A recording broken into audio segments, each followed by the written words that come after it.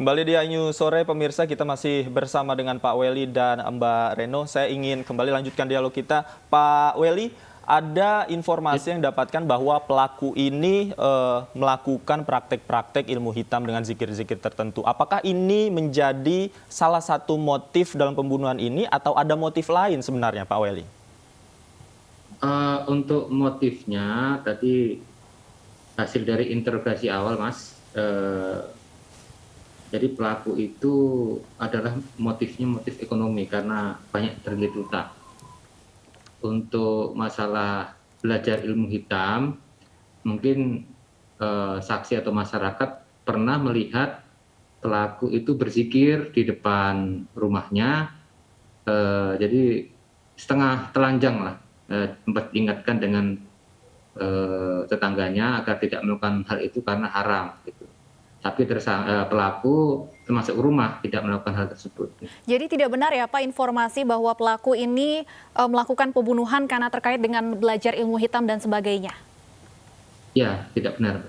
Lebih kepada motif ekonomi. Profil dari pelaku ini sehari-hari bekerja sebagai apa, Pak? Wira swasta, Mbak. Baik, saya kembali ke Mbak Reno. Mbak Reno, kalau melihat kemudian perilaku tersangka yang membunuh keluarganya, kemudian setelah membunuh juga melakukan penyerangan jemaah di dalam masjid, apakah Anda melihat ada kondisi mental yang memang sedang tidak stabil atau seperti apa? Iya, kalau dugaan seperti itu tentu sah-sah aja ya Mbak. Kita melihat bahwa kenapa sih, karena tindakan kriminal sendiri yang dilakukan sama pelaku ini sudah membunuh ya, bukan sebuah tindakan kriminal yang sederhana atau yang kecil, tapi sudah menghilangkan nyawa orang. Tentu tarafnya berbeda dengan ketika kita melihat kasus-kasus kriminal yang lain. Tentu yang pertama kita harus melakukan penyelidikan atau pengetesan lebih lanjut terhadap pelaku tersebut, terutama pada psikologisnya, secara psikisnya, sehingga kita bisa melihat apakah benar si pelaku ini punya indikasi gangguan psikologis atau tidak.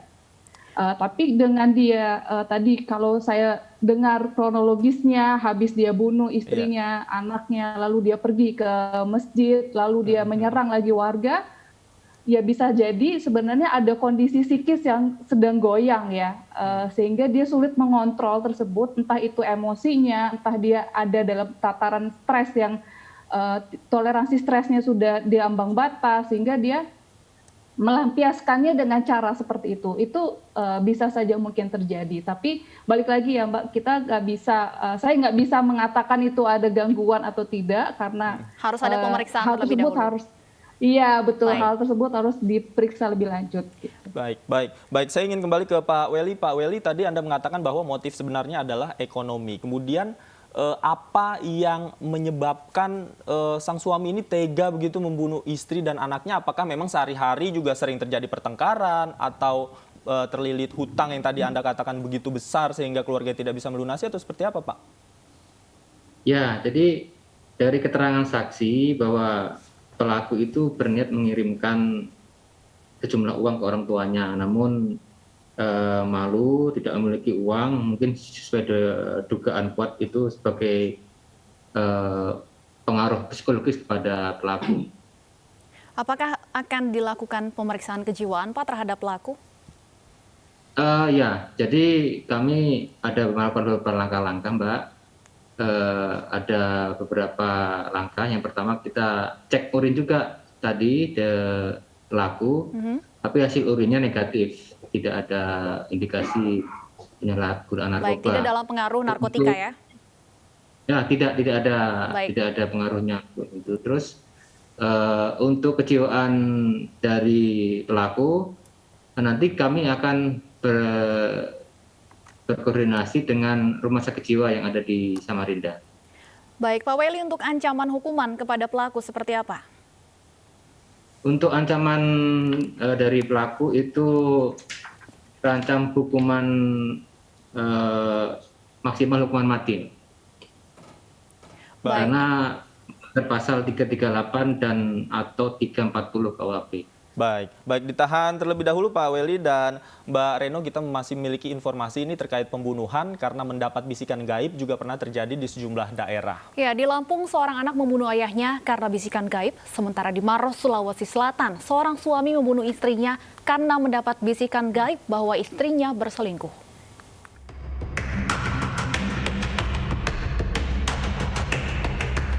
Seorang ayah di Lampung tewas akibat dipenggal oleh anak kandungnya sendiri. Pelaku yang mengaku mendengar bisikan gaib sempat membawa potongan kepala ayahnya keliling kampung. Warga kampung Sendang Rejo, Lampung Tengah pun kemudian melapor ke polisi. Diduga pelaku mengalami gangguan jiwa sehingga menjalani observasi di rumah sakit jiwa sebelum dilanjutkan ke penyidikan.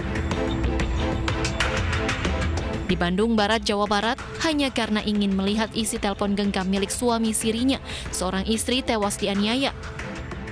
Ironisnya, korban baru saja menggelar syukuran 7 bulan kehamilannya.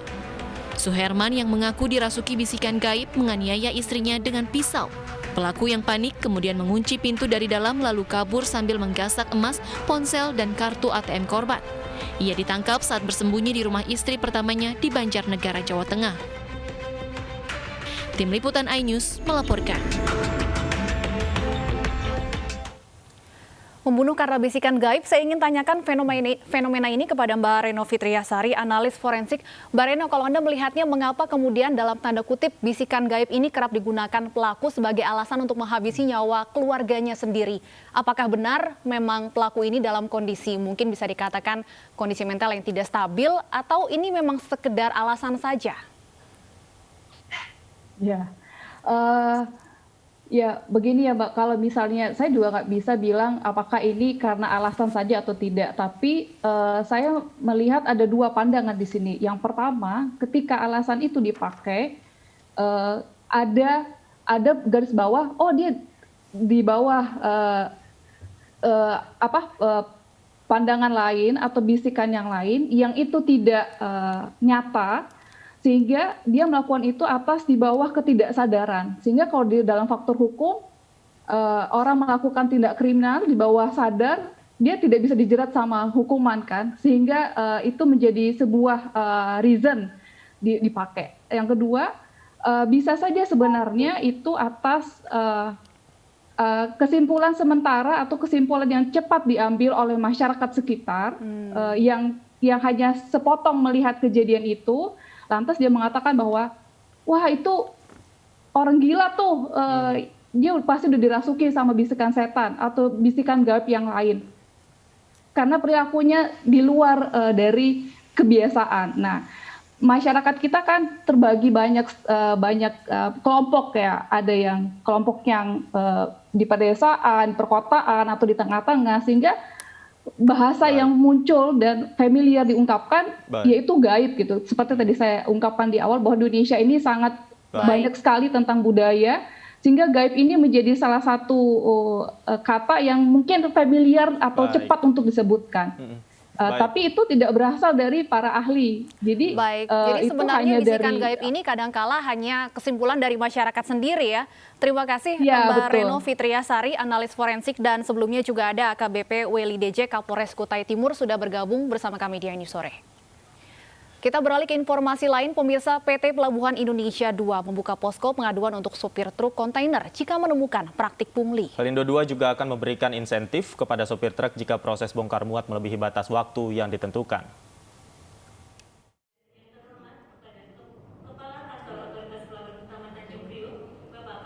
PT Pelindo 2 bersama jajaran terkait menggelar konferensi pers mengenai maraknya pungli kepada sopir truk di kawasan Pelabuhan Tanjung Priok, Jakarta.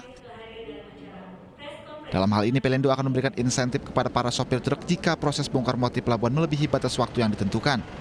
Pihaknya juga menegaskan akan memberikan sanksi kepada karyawan yang masih meminta pungli. Tak hanya itu, Pelindo juga menyiapkan pos aduan jika masyarakat masih menemukan praktik pungli di kawasan pelabuhan ini. Saya yakin setiap terminal juga ada komplain center, ada pengaduan. Dan kami juga ada. Jadi ini saya berikan nomor pengaduan yang kalau seandainya ada hal-hal yang tidak pas terjadi di lingkungan pelabuhan bisa diakses, dan nomor tersebut bisa saya pantau secara langsung. Dan ini sudah kita sebarkan nomornya 0811 951 1665. Jadi mohon dapat disampaikan apabila ada pelayanan di lingkungan pelabuhan yang tidak baik. Sebelumnya, polisi telah menangkap beberapa tersangka pungli termasuk supervisor salah satu perusahaan di bidang alat bongkar muat kontainer di Pelabuhan Tanjung Priok. Modus tersangka memerintahkan operator untuk mendahulukan bongkar muat truk yang memberikan upeti di dalam kantong plastik atau botol air mineral. Dari Jakarta, Tim Liputan iNews melaporkan. Ratusan preman di Kabupaten Batubara, Sumatera Utara diduga melakukan pungutan liar ditangkap petugas Polres Batubara. Operasi preman ini digelar guna mengantisipasi terjadinya tindak pidana pungutan liar. Kepolisian Trisor Batubara meringkus satu persatu preman yang diduga melakukan tindak pidana pungutan liar kepada para pedagang pasar. Sebanyak 104 orang preman terjaring razia operasi pemberantasan premanisme di sejumlah pasar di Kecamatan Tanjung Kirang, Kabupaten Batubara siang tadi. Ratusan preman ini beraksi dengan berbagai modus, di antaranya modus pengutipan uang keamanan, uang listrik, uang parkir secara ilegal tanpa memiliki surat perintah yang jelas. Dari tangan para pelaku, polisi menyita barang bukti, senjata tajam, dan sejumlah uang. Banyak kita temukan di lapangan parkir-parkir liar, ya, yang ada pengutipan di dalam maupun di luar. Ini hal-hal kecil tapi ini meresahkan bagi masyarakat kita di Batubara ini. Ada berapa orang yang diamankan, Pak? Ini 104 orang kita amankan dan nanti akan kita seleksi mana yang bisa diproses hukum, mana yang dibina nantinya.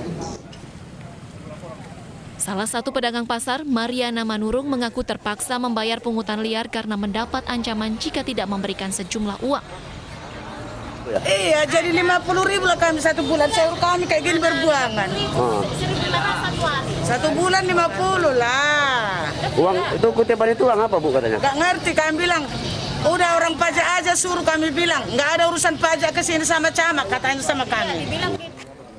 Kini ratusan preman yang terjaring razia menjalani pemeriksaan polisi. Pelaku yang terbukti membawa senjata tajam akan diproses sesuai dengan undang-undang yang berlaku, sementara tersangka lainnya akan diberi pembinaan dan dikembalikan kepada keluarganya. Dari Batubara, Sumatera Utara, Fadli PLK, iNews melaporkan.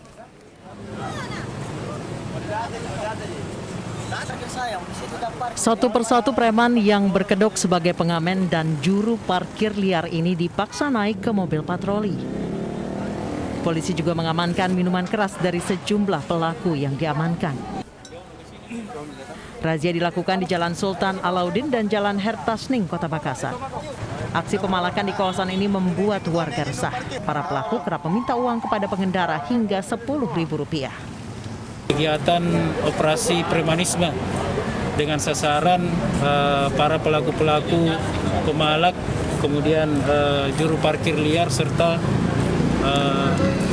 pelaku-pelaku lainnya yang meresahkan warga masyarakat. Bersama dengan barang bukti uang tunai kurang lebih ratusan ribu rupiah, beserta karcis parkir juga. Kemudian ada juga kami mengamankan pelaku yang melakukan minuman keras. Para pelaku yang ditangkap langsung dibawa ke Polrestabes Makassar untuk proses lebih lanjut. Dari Makassar, Sulawesi Selatan, Leo Muhammad Nur, iNews melaporkan.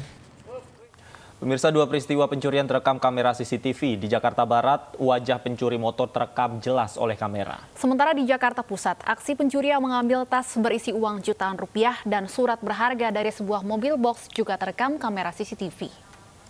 Pencurian sepeda motor dari sebuah bengkel di Kembangan, Jakarta Barat terekam kamera CCTV. Dua orang berboncengan sepeda motor terlihat sempat mengintai situasi sekitar dan berhenti di depan bengkel mobil. Satu orang masuk ke dalam bengkel, sementara rekannya menunggu di depan sambil memantau situasi. Satu unit sepeda motor berhasil dibawa pencuri karena tidak dikunci stang.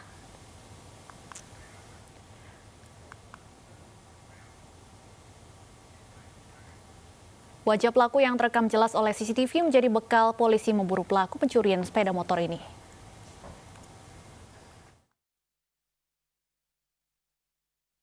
Pencurian sebuah tas berisi uang jutaan rupiah dan surat berharga dari dalam kabin truk di kawasan Gambir, Jakarta Pusat terekam kamera CCTV.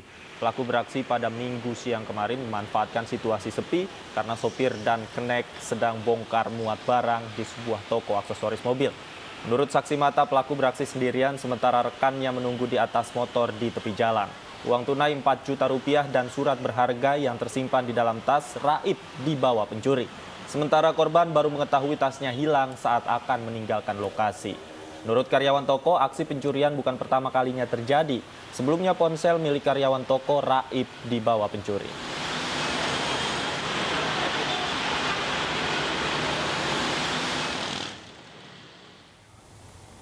Ada mobil Bupati Lampung Timur, demonstran dan petugas keamanan bentrok. Usai jeda kami segera kembali, tetaplah di iNews Sore.